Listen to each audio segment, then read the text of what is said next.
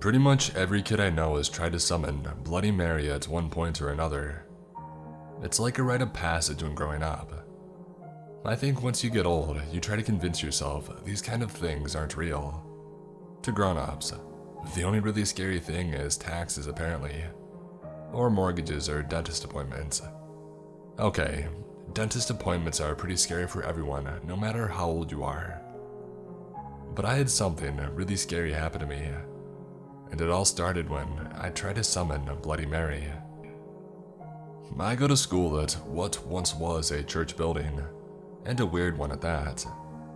It's got all these winding halls that shoot off in every direction, with a courtyard right in the center of everything. And it's pretty easy to get lost in the building, especially when it's dark. Now, most people don't spend time in the dark at school, but my friend Marcy, her dad is a janitor at the school. Sometimes when Marcy and I hang out, we go with her dad while he cleans the whole place up, which can take hours. We've spent countless nights running the hallways, playing hide and seek and trying to scare each other. The scariest place is definitely the room that used to be the chapel. It's got these old, worn-down pews, a creepy-looking altar, and this horrifying red-stained glass that takes the light as it spreads around the room like a bloodbath. We pretty much avoid the chapel as much as possible. I think the school administration does too, because they haven't touched the room since they brought the building. They've left all the hymnals and candles right where they were when the church had closed down. Marcy and I have tried all the old tricks when it comes to summoning. At sleepovers, we host seances and pull out the Ouija board. We light candles, burn sage, the whole 9 yards. We've never really summoned anything, though sometimes we freak each other out by pretending the planchette moved on its own, or that the curtains are rustling even when the windows are closed. But when the sun comes up, we both know none of it was real. But the night Marcy suggested we call upon Bloody Mary, something seemed different. She said her sister taught her how to do it, and even said her sister had actually seen Bloody Mary. Not only that, she had seen her right there in the school bathroom. There's something about older sisters. They have a certain wisdom, and pretty much whatever they say, you take them at their word. That's just how it works. They know more about the world. They've kissed people. They've bought their own bras instead of having their moms take them into the store like Marcy and I have to do. So when Marcy said Anna saw Bloody Mary, I took her at her word. Marcy said the trick was you had to have a secret you could tell Bloody Mary, something really dark. You see, Bloody Mary has a dark past of her own, Marcy said, and she wanted to feel better about it by hearing about other people's dark secrets. The things we can't even admit to our own reflections in the mirror. I tried really hard to think about my darkest secret. I had snuck out of the house a few times. I had lied to my parents countless times, but never about anything really important. I had stayed up late most nights reading instead of going to bed, but that didn't seem very dark. But then it hit me. Something I had done that I carry with me to this day. Something really, truly awful that I can't ever say to anyone. It happened when I was 8. I had a babysitter, Stephanie, who I loved to pick on. Sometimes my little sister and I would tie Stephanie up, though our knots were always loose and Stephanie could always get out, but she was a good sport and always played along. Sometimes we would make her gross concoctions and try to convince her to eat them. But this time I went too far and knew it as soon as it had happened. Stephanie and my sister were in the backyard. I had gone out front to pick up a ball that had flown over the fence when an idea struck me. A really good way to pick on Stephanie. I wanted it to be a joke, but it wasn't in the end. I came running to the backyard, screaming that I had seen a young girl get kidnapped. I said I saw a white van pull up just down the street where a little girl in pigtails was playing, and they scooped her up and peeled away before she even had a chance to scream. Stephanie wasted no time. She ran inside and called the police, who came right away. They questioned me for what felt like forever. They canvassed the neighborhood, put out an alert, knocked on all the doors. They couldn't figure out who the little girl was, but I was so scared of getting in trouble that I drew up a picture of a little girl that didn't exist. I said that it looked just like her, and it circulated on the news and on light poles for a long time after that. Still, no one could say who the little girl was. No parents had come forward to say that their child had gone missing. No teachers reported an absent student. But no one came back and asked me if I was lying, if I was making it all up. I guess I was a pretty good liar. So, that's what I would tell Bloody Mary. I would tell her that I lied about the whole thing. I scared everyone in my neighborhood. I made it so parents didn't feel safe letting their kids out of their sight. I had wasted the officer's time, scared my babysitter, and scared my parents. And I never came forward to tell the truth. I didn't know what Marcy was going to tell Bloody Mary, but Marcy seemed to have an idea already. I wondered if her secret was worse than mine. Marcy said that we would need a candle before we could start the ceremony. That's what she called it, a ceremony, like a wedding or a funeral. She knew just where to get the candle too. The chapel. She double dog dared me to go on alone. I think she was just really scared of doing it herself, but you can't back down from a double dog dare. I had been in the chapel a few times, so I knew all the candles were up near the altar, on the opposite side from the doors. The doors creaked when I entered, sending a loud echo through the cavernous chapel and sending shivers down my spine.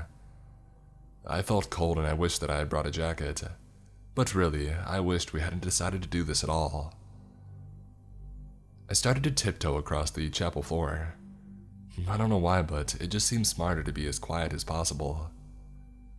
I passed the first few pews and took a look around in the blood-red light bathing everything in the room.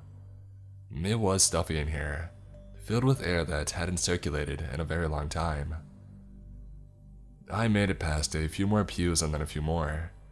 I was almost to the altar when I heard something off to my right.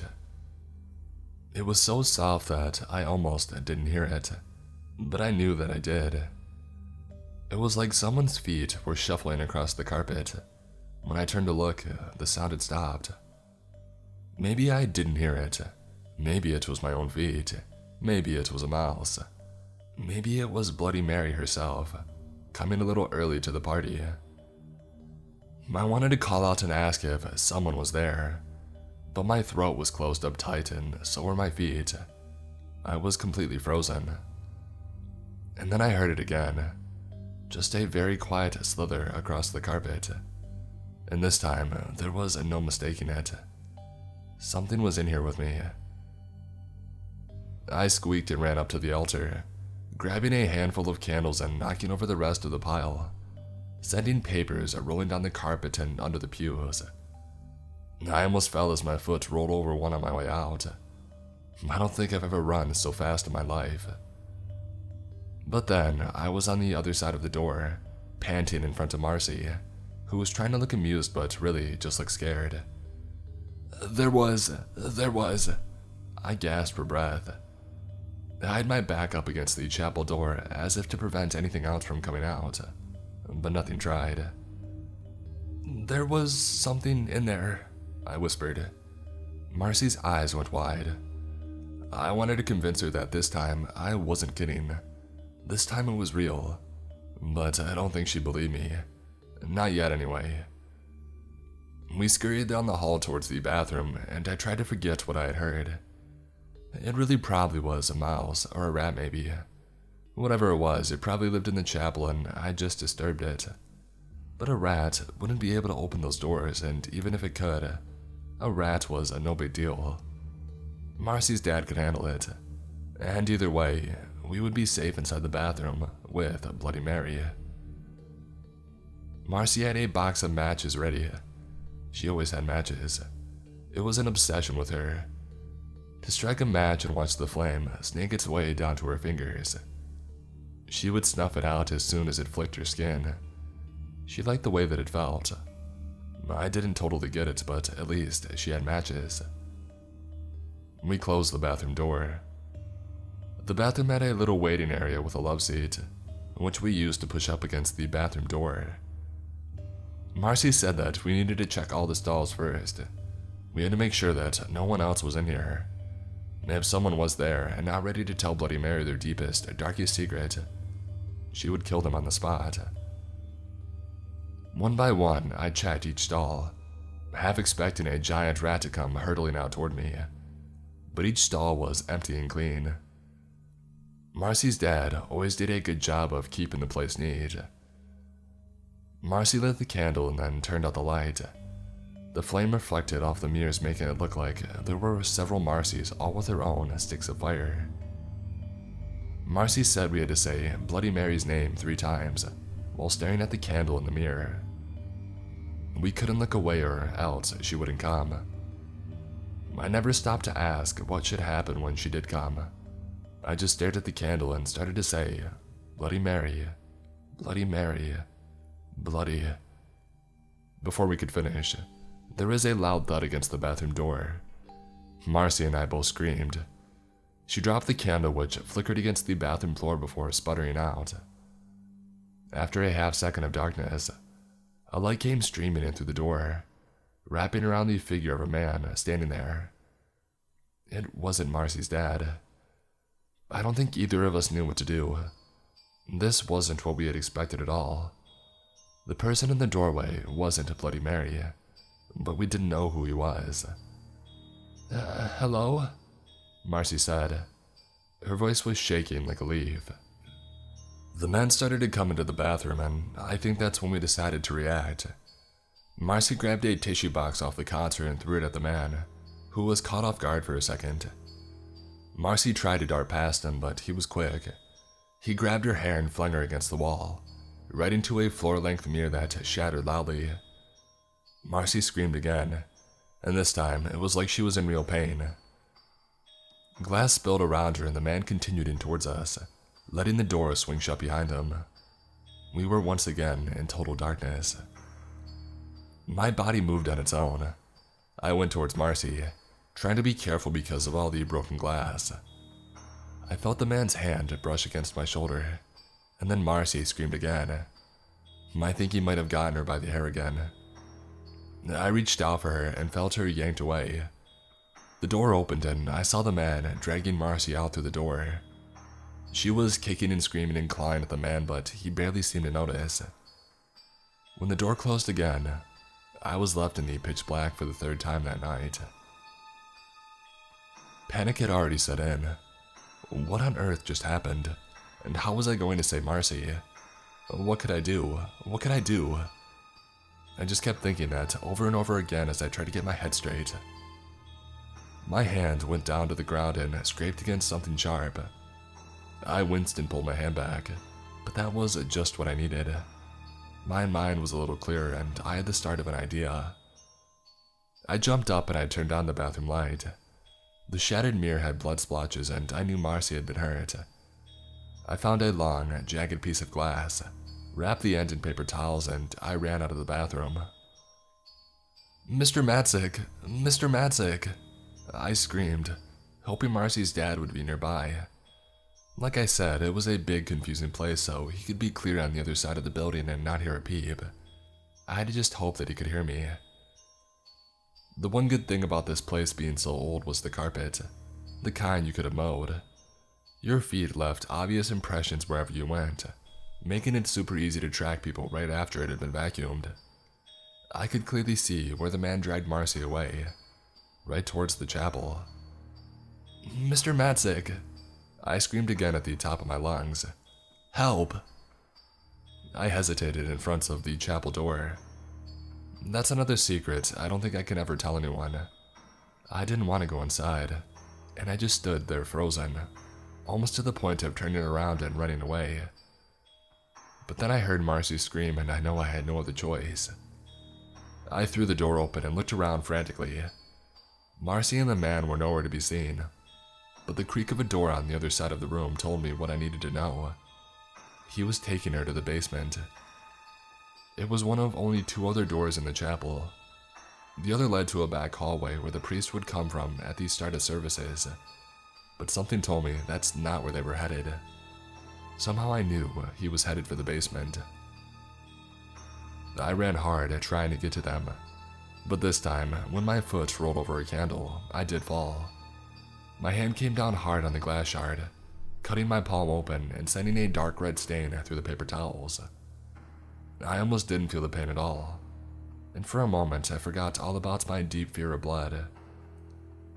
Another good thing about the place was that the basement door didn't have a lock. I kicked the door open and saw Marcy's feet being dragged around the corner at the bottom of the stairs. I was halfway down when he cut the lights and we were in the dark once again. I could hear Marcy whimpering, but the basement was all concrete, making it hard to figure out where any sounds were coming from. I knew there was a light switch right in the middle of the room. I just had to find it. I held on my open, uncut hand and kept my glass shard ready. If I felt anything, I would stab first and ask questions later. I walked right into an end table, which probably would have hurt if I weren't so hopped up on adrenaline. I had heard some people could get so high on adrenaline in intense situations that they could have their hand chopped clean off and not even feel it. The end table meant I was getting close to the light switch. When the school had bought the building, they piled up a bunch of furniture down here, stacking it in the center of the room. I began to make my way through, pushing past a stack of chairs, a row of folded tables, and then I felt the wooden post. I slid my hand up, catching a splinter along the way until I felt the switch. But before I could get my fingers around it, a hand came around my face, pulling my body backward. That adrenaline is a real trip though. In a rage, I brought my foot down hard on his foot, causing him to back off just a tiny bit. I spun around and brought up my knee as hard as I could. I heard a loud grunt as a fist came up and punched me in the face. Too late though, to stop me from bringing the glass shard into his side. It felt like slicing into an apple. I tried to think of it that way as I pulled it back towards me, cutting through the side of his body. My hand was bathed in warm liquid, and I felt the man fall in front of me, knocking over the stack of chairs on top of him. I let the glass go down with him. It took me a while, maybe a few minutes, maybe a few seconds, maybe I stood there for an hour before I moved. I tried to catch my breath, but all I could do was hyperventilate. The man groaned for a while, but eventually went totally quiet. And then I heard Marcy whine somewhere in the darkness, and I started to move back towards the light switch. In a way, it was all more horrible in the light. I'll never scrub the man's face from my brain, or the sight of his blood everywhere, spilling out from his gaping side. I left bloody footprints all the way up the stairs and onto the carpet in the chapel. Marcy was mostly okay. She had cut her head, but head cuts always look worse than they really are. She had a few stitches, and so did I on my palm, which did eventually start to hurt. Marcy's dad had been looking for us. He hadn't heard my screams, but he did find broken glass and blood in the bathroom, and he had called the police, who were already there by the time we had emerged from the dark chapel. Everyone was really confused for a few minutes until I calmed down enough to tell them a stunted version of what had happened. We spent the next several hours in the hospital, where a steady stream of police officers came to ask us question after question. Had we ever seen the man before? Did we have any idea how he had gotten into the building? What exactly happened and how did we get away? Neither Marcy or I had ever seen him before, and the police weren't sure where he came from or how he had gotten into the school that night. But we didn't have to worry anymore, the police told us. He was going away for a long time, and we were safe now. But Marcy and I never felt safe again. That was the last time we ever decided to play games in the dark.